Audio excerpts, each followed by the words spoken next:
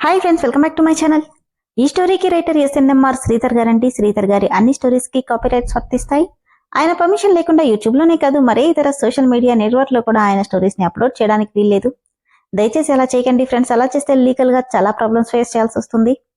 అలానే ఈ స్టోరీస్ చదువుతున్న వాళ్ళైనా వింటున్న వాళ్ళైనా మీరు మరే ఛానల్లోనైనా శ్రీధర్ గారి స్టోరీస్ ని చూసినట్లయితే వెంటనే నాకు కామెంట్ బాక్స్ లో మెసేజ్ చేయండి. ఇది పూర్తిగా రైటర్ శ్రీధర్ గారి ఛానల్ అండి. కేవలం ఆయన స్టోరీస్ మాత్రమే ఇందులో ఉంటాయి. కానీ కొంతమంది పేర్లు మార్చి వేరే ఛానల్స్ లో ఆయన స్టోరీస్ ని అప్లోడ్ చేస్తున్నారు. మీరు అలా చూసినట్లయితే నాకు మెసేజ్ చేయండి. ఇక లేట్ చేయకుండా వీడియోలోకి వెళ్ళిపోదాం ఫ్రెండ్స్. ఎస్ఎన్ఎంఆర్ శ్రీధర్ గారు రాసినటువంటి మనోభిరాముడు 105వ భాగం. ఇక నువ్వు ఎప్పటికీ నాదానివే అని నవ్వుతూ రామ్ వెళ్ళిపోతుంటే కన్నీళ్లతో చూస్తుండిపోయింది మను. 4 అడుగులు వేసి వెనక్కు తిరిగి, ఏంటి అంతలా ఏడుస్తున్నావు? నన్ను మనసులో పెట్టుకుని వాణ్ణి పెళ్లి చేసుకునేటప్పుడు కూడా ఏడవలేదనుకుంటా అన్నాడు రామ్. ఏం పాపం చేశానని నన్నిలా బాధ పెడుతున్నావు రామ్? ఏం చేశానని నన్ను ప్రేమించి నా అన్నని పెళ్లి చేసుకున్నావో అదే పాపం చేశావని ఇంత బాధ పెడుతున్నా. బాధపడకు. ఇంతలా నువ్వు పడుతున్న బాధని ఏదో ఒక రోజున దూదిపించలా ఎగిరిపోతుంది. ఎప్పుడో తెలుసా?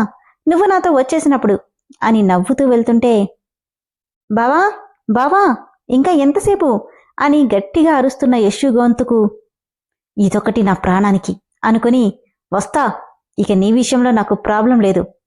నా అన్న ఇక నీ ముఖం కూడా చూడడు అని చెప్పి రామ్ కూడా అక్కడి నుండి వెళ్ళిపోయాడు.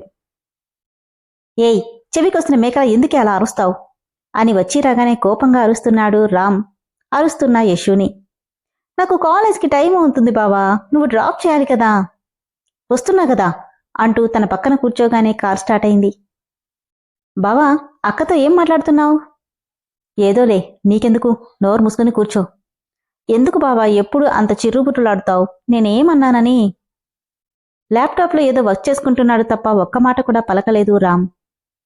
కావాలని పలకట్లేదు కదా, చెప్తానుండు నీ సంగతి అనుకుని మిర్రర్లో కనిపిస్తున్న డ్రైవర్కి సైగ చేయగానే అతను తలూపి ఒక్కసారిగా ఫోర్స్గా కార్ని టర్న్ చేశాడు. దాంతో ల్యాప్టాప్ కాస్త కింద పడిపోవడం, యశు కొద్దిగా పైకి ఎగిరన్నట్టే జంప్ చేయి రామ్ ఒళ్ళో పడ్డం ఒకేసారి జరిగిపోయాయి. ఏయ్, ఏంటిది, ముందులే అని కోపంగా అన్నాడు. భయంగా ఉంది బావా అని వణికిపోతూ రామ్ మెడని గట్టిగా కరుచుకుపోయింది యశు.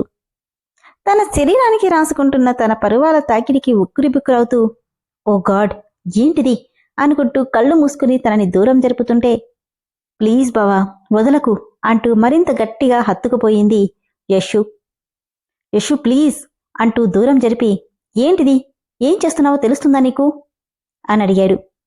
తన కళ్ళల్లోకి చూసి నవ్వుతూ, ఏ బావా, ఏంటి ఇంత ఏసీలో నీకు చెమటలు పడుతున్నాయి అంటూ నుదుటి మీద పడ్డ చెమటను చేత్తో తుడిచి చూపిస్తూ అడిగింది కొంటెగా యశు. ఒక అనకొండ చుట్టుకుంటే ఎవరికైనా ఇలానే అవుతుంది, ముందులే అంటూ విసిరేసినట్టే పక్కన పడేశాడు. అబ్బా అనుకుంటూ నడుం మీద రుద్దుకుంటూ, ఏంటి బావా ఇది ఇలా పడేశావు? కింద పడిన ల్యాప్టాప్ తీసుకుని మళ్లీ ఆన్ చేస్తున్న రామ్, పక్కన పడేయడం కాదే, నేను కారులో నుండి గెంటేయాలి, దరిద్రం వదులుతుంది అనగానే కోపంగా రామ్ మీదకొచ్చి తన కాలర్ పట్టుకుని ఇంచు దూరంలో దగ్గరికి లాక్కుని, ఏ బావా, ఏంటి నన్ను తక్కువ అంచనా వేస్తున్నావా? అలా పడేశావేంటి? నాతో పాటు నువ్వు కూడా కింద పడేలా చేస్తా తెలుసా అంటుంటే, ప్లీజ్ బావా, నా రాకుమారుడివి కదా, ఒక్కసారి నా గురించి ఆలోచించు. నువ్వు యాష్ అని పిలిస్తే చాలు, నీ ముందు వాలిపోతా అని ముద్దు పెట్టబోతుంటే మధ్యలో అరచేతిని అడ్డం పెట్టి దూరంగా నెట్టేస్తూ, యాష్ కాదే, నువ్వు నా ప్రాణానికి జిడ్డులా అంటుకున్న సిగరెట్ యాష్వి, నోరు మూసుకుని కూర్చో, లేదంటే నిజంగానే తోసేస్తా అని గట్టిగా గదమగానే, అబ్బా ఇంత కోపం ఎందుకో ఈ మహానుభావుడికి అనుకుంటూ బుక్స్ పట్టుకుని ఓ చివరకి కూర్చుంది యశు. హలో ప్రమోద్. ఏంటి మేడం, మొన్న బాగా భయపడ్డట్టున్నారు అన్నాడు ఫోన్లో ప్రమోద్. మామూలుగా కాదు ప్రమోద్, ఒక్క క్షణం గుండె ఆగినట్టే అనిపించింది. నువ్వు కరెక్ట్ టైంకి రాధకి కనెక్ట్ చేసి సైడ్ అయ్యావు. ఓ గాడ్, లేదంటే తలుచుకుంటేనే చెమటలు పట్టేస్తున్నాయి. బాధగా, ఇంత భయపడేదానివి నన్నెలా ప్రేమించావు వైషు? మీ నాన్నకి తెలిస్తే నన్ను చంపినా చంపేస్తాడు. అంత దూరం రానివ్వను ప్రమోద్, ఆ పరిస్థితే వస్తే నేనే ఈ లోకాన్ని విడిచిపెట్టి వెళ్ళిపోతాను అంది వైశాలి. ఏయ్, ఏంటా మాటలు? నిజం ప్రమోద్, నిన్ను నేను వదులుకోలేను. మా అన్న పెదనాన్నలా ఎలాంటి వాళ్ళో నాకు తెలుసు. అందుకే వాళ్ళ నీడ కూడా నీ మీద పడనివ్వను. అంత దూరం రానివ్వనులే వైషు. చావులో అయినా నీకు తోడుగా ఉంటానే తప్ప నిన్ను ఒంటరిదాన్ని చెయ్యను అని ప్రమోద్ అంటే నవ్వి, సర్లే వదిలే. ఇంతకీ మొన్నేదో గుడ్ న్యూస్ అన్నావు, ఏంటది? హా, అతి తొందరలో గాయత్రి అత్తయ్య వాళ్ళని కలవబోతున్నాను. నిజంగానా? అవును వైషు అంటూ తన ఫ్రెండ్ చెప్పింది మొత్తం చెప్పగానే చాలా సంతోషంగా ఉంది ప్రమాద్. అవును, నాక్కూడా చాలా హ్యాపీగా ఉంది అంటూ కాసేపు మాట్లాడి ఫోన్ పెట్టేశాడు ప్రమోద్. ఆఫీస్కి వెళ్లిన అభికి ఎంతకీ మనసు కుదుపు పడట్లేదు. మను మాటలు గుండెల్లో శూలాల్లా గుచ్చుకుంటుంటే సీట్లో వెనక్కి వాలి కళ్ళు మూసుకున్నాడు. ఎందుకు మను? నేను మంచోన్నని నీకు చెప్పలేదు. నా నుండి దూరంగా వెళ్ళిపోమని చెప్పాను కదా. అయినా నాతోనే ఉండి నన్ను మారుస్తానని పంత పట్టుకున్నావు. కేవలం నీకోసం నాకు నచ్చకపోయినా నీకు నచ్చినట్టుగా ఉంటున్నాను. పక్కనే ఉన్న ఏ రోజు నిన్ను వంకర దృష్టితో చూడలేదు. అలాంటిది యశు విషయంలో నన్నెలా అనుమానించాలనిపించింది నీకు? నీకు మాటిచ్చానన్న ఒక్క కారణంతో నువ్వెంత రెచ్చగొట్టే పరిస్థితిలో ఉన్నా కనీసం నీ గురించి అలా ఊహించను కూడా ఊహించలేకపోయాను. అలాంటిది నీ చెల్లెలి విషయంలో అలా చేస్తానని ఎలా అనుకున్నావు? నువ్వడిగిన మాటలు తలుచుకుంటే నిన్ను చంపేయాలన్నంత కోపమొస్తుంది. అనుకుంటూనే ముందున్న పీసీని విసిరి కొట్టడంతో అది కాస్త ముక్కలు ముక్కలుగా పగిలిపోయింది. ఇదే టైంకి రామ్స్ మాన్షన్లో అభి కోసం లంచ్ ప్రిపేర్ చేసి ఎప్పట్లా ఒక బాక్సులో సారీ అంటూ చేతులు జోడిస్తున్నట్టు బొమ్మ గీసి ఒక లెటర్ రాసిపెట్టి పంపింది మను. అభి, ఈ ఒక్కసారికి నన్ను క్షమించు. తెలియకుండానే నిన్ను బాధ పెట్టేశాను. ప్లీజ్ అనుకుంటూనే కళ్ళు తుడుచుకుని లంచ్ డ్రైవర్కి ఇచ్చి పంపింది. పూజగదిలో రామాయణం చదువుకుంటున్న అరుంధతమ్మ మాటలు వినిపిస్తుంటే నెమ్మదిగా అటువైపు అడుగులేసింది మను. ఏంటి మను ఇలా వచ్చావు? పెదవుల మీద లేని నవ్వుని పులుముకొని, ఏం లేదమ్మమ్మా, మీ రామాయణం విని చాలా ఇలా వచ్చాను అంటే. ఏంటమ్మా అలా ఉన్నావు? నీ ముఖంలో ఏదో బాధ కనిపిస్తుంది. వాడేమైనా అన్నాడా? లేదన్నట్టు తలాడించింది. అరుంధతమ్మ నవ్వుతూ, ఎందుకంటాడులే, నువ్వంటే వాడికి పంచప్రాణాలు. ఈ మధ్య మరీ వాడి మాట చేత అన్నీ నువ్వు పూర్తిగా మారిపోయినట్టుగా అనిపిస్తుంది. ఇంతకుముందు అసలు వాడి ముఖంలో గంభీరత తప్ప ఇంకేం చూడలేదు. అలాంటిది ఇప్పుడు నవ్వు తప్ప కోపమే చూడట్లేదు. ఇదంతా నీ వల్లే మను. వాణ్ణి ఎలా చూడాలనుకున్నామో అలా మార్చి చూపించావు. నీకెలా కృతజ్ఞతలు చెప్పాలో నాకు తెలియట్లేదని తన చెంప మీద తడుముతూ అరుంధతమ్మ బాధగా చెప్తుంటే బాధగా నవ్వి, అవును, నేనేం మార్చుకున్నాను, కానీ నేనే అనుమానించి మళ్లీ దూరం చేసుకున్నాను అని తనలో తనే అనుకుంటూ కన్నీళ్లు పెట్టుకుంటుంది మను. ఏమైంది మను? ఏం లేదమ్మమ్మా, మీ రామాయణంలో ఏదో గుర్తొచ్చి కన్నీళ్ళొచ్చేశాయి. మిమ్మల్ని ఒకటి అడగచ్చా? ఏంటమ్మా అది? రామాయణంలో రాముడు సీతను అనుమానించి అగ్నిప్రవేశం చేయమన్నాడు. మరి ఇన్నేళ్లు సీతకి దూరంగా ఉన్నాడు కదా. ఇన్ని రోజులుగా నువ్వు ఎవరితో ఉన్నావని సీతమ్మ అడగలేదా? ఏంటమ్మా నీ అర్థం లేని ప్రశ్న? సీతమ్మ రాముణ్ణి అడగడమేంటి? నిజమేగా అమ్మమ్మ, సీతను అనుమానించినప్పుడు రాముణ్ణి అనుమానించడంలో తప్పేంటి? నవ్వి, తప్పేం లేదమ్మా, కాని ఏ బంధంలోనైనా నమ్మకంతో ముడిపడి ఉంటుంది. ఆ నమ్మకం లేని రోజున ఆ బంధం ఎక్కువ రోజులు నిలబడదు. రాముడు అనుమానించింది తను పతిత పావని అని నిరూపించడానికే కాని తన మీద అనుమానంతో కాదు. ఆ విషయం సీతకు కూడా తెలుసు. ఇక సీతమ్మకి రాముడంటే ఏంటో బాగా తెలుసు. ఒకే మాట, ఒకే బాణం, ఒకే సీత. కేవలం రాముడి ప్రేమ సీతకి మాత్రమే. కాని ఎంతైనా ఆడజన్మ కదా. అందుకే తను వనవాసానికి వెళ్ళినప్పుడు అనుమానించింది. అప్పుడు వాల్మీకి మహర్షి తన అనుమానాలన్నీ నివృత్తి చేశాడు.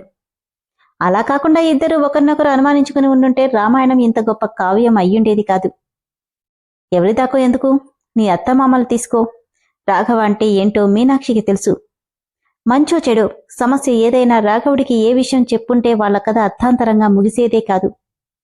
అసలు నిజమేంటో చనిపోయిన నా పెద్ద కొడుక్కి, జీవోత్సవంలో ఉన్న నా చిన్న కొడుక్కి, మీనాక్షికి తప్ప ఇంకెవ్వరికీ తెలీదు. అదే మీనాక్షి తోట బంగళాకి వెళ్లే ముందు ఎందుకు వెళ్తుందో చెప్పి వాణ్ణి కూడా తీసుకెళ్లుంటే వీళ్ల కథ మరోలా ఉండేది అని అరుంధతమ్మ బాధగా చెప్తుంటే మను మనసులో, అవును, నేనిలా కాకుండా మరోలా అతన్ని అడిగుంటే ఇప్పుడింత బాధపడేదాన్ని కాదు అనుకుంటూ అక్కడి నుండి వెళ్ళిపోయింది మను. పెద్ద క్యారేజ్ని చూపిస్తున్న మూర్తి, సార్ లంచ్ చేద్దామా అంటూనే ముక్కు దగ్గర పెట్టుకుని వాసన చూస్తూ, సార్ ఈరోజు మేడం మీకోసం చాలా వెరైటీస్ చేసినట్టున్నారు అంటుంటే, నువ్వు మనిషివి కాదు, కన్నతల్లిని కూడా వదిలిపెట్టవన్న మను మాటలు చెవుల్లో మారుమోగుతున్నాయి. రండి సార్. అక్కర్లేదు, దాన్నలానే ఇంటికి పంపించి అన్నాడు కోపంగా అభిరామ్. అర్థం కాక, సార్ ఏమంటున్నారు? దాన్నలానే ఇంటికి పంపించు.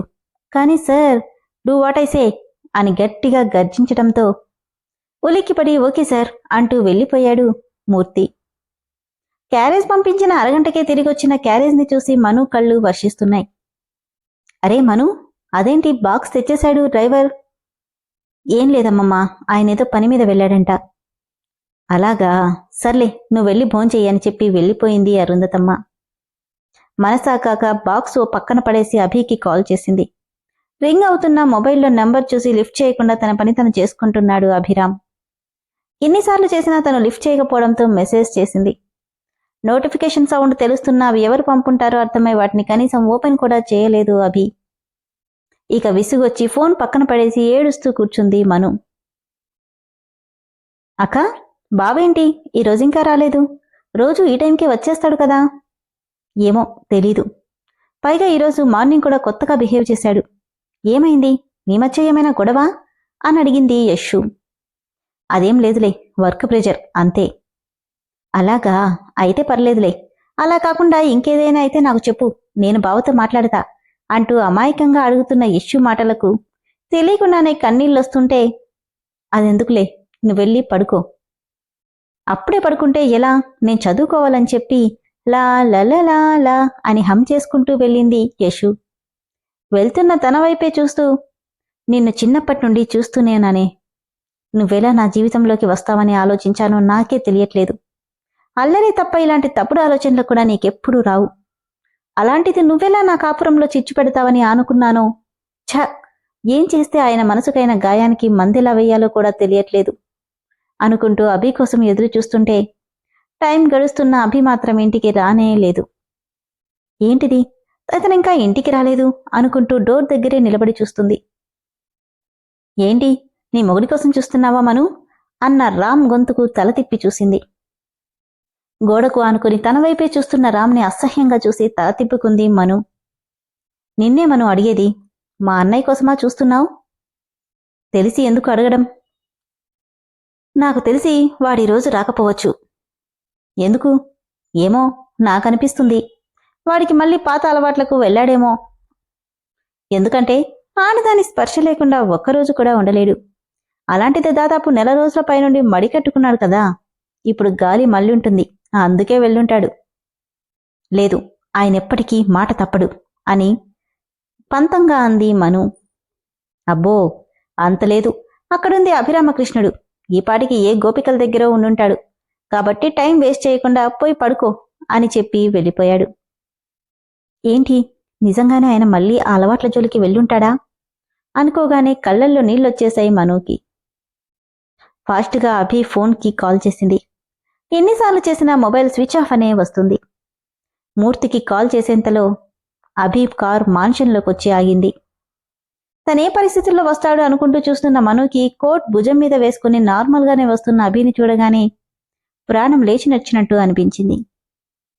తను ఎదురుగా ఉన్న చూడనట్టే వెళ్ళిపోతుంటే బాధగా అనిపించినా తన వెనకే వెళ్ళి, ఏమైంది, ఎందుకింత లేట్ అయింది అని అడిగింది. అదేమీ పట్టించుకోకుండా ఛార్జింగ్ అయిపోయి స్విచ్ ఆఫ్ అయిన ఫోన్కి ఛార్జింగ్ పెట్టి ఫ్రెష్ అవ్వడానికి వెళ్ళిపోయాడు. తనలా వెళ్ళగానే అభి ఫోన్ రింగ్ అవ్వడంతో లిఫ్ట్ చేసి హలో అనగానే, హలో సార్, మీరు ఒక ఫైల్లో సైన్ చేయడం మర్చిపోయారు అని అటువైపు నుండి మూర్తి మాట్లాడుతుంటే, ఆయన ఫ్రెష్ అవుతున్నారు మూర్తి. అలాగా, సారీ మేడం, నేను మళ్ళీ కాల్ చేస్తాను. బాగా లైట్ అయింది, ఎక్కడికైనా వెళ్ళారా అని మూర్తినే అడిగింది. ఓ సైట్ ఫైనలైజ్ చేయడానికి వెళ్ళాం మేడం, అది కొంచెం అవుట్కట్స్, అందుకే లేట్ అయింది. అలాగా, అవును మేడం, నేను మళ్ళీ చేస్తాను అని చెప్పి ఫోన్ పెట్టేశాడు.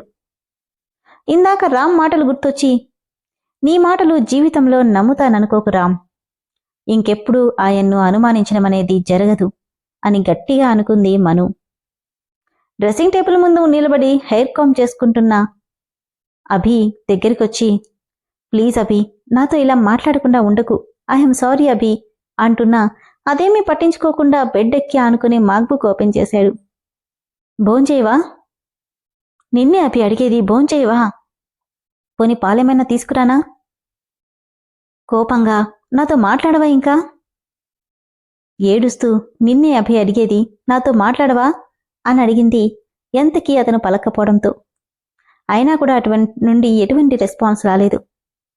బెడ్ మీద తన పక్కనే కూర్చొని, అభి ప్లీజ్ నాతో ఇలా ఉండకు, కావాలంటే నేనన్న మాటలకి కొట్టు తిట్టు, కానీ ఇలా నాతో మాట్లాడడం మానేయకు ప్లీజ్ అంటుంటే విసుగ్గా మాక్బుక్ పక్కన పెట్టేసి అటువైపుకు తిరిగి పడుకున్నాడు అభిరామ్. ఏడుస్తూ మరోవైపుకు తిరిగి పడుకుంది మను.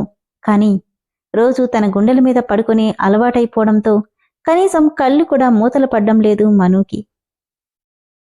విన్నారు కదా ఫ్రెండ్స్, కథ అయితే చాలా బాగుంది కదా. తన్ని కొద్ది కొద్దిగా అవాయిడ్ చేస్తున్నాడు. ఈ అవాయిడ్ చేయడం ఎన్ని రోజులు, ఎంతవరకు? తనని ఇంకా ఎక్స్క్యూజ్ చేయడా?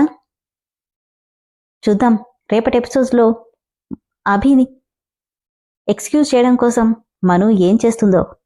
స్టోరీ అయితే చాలా బాగుంది కదా ఫ్రెండ్స్. స్టోరీ నచ్చిన వాళ్ళు దయచేసి మెంబర్షిప్లో జాయిన్ అవ్వండి. Thank you.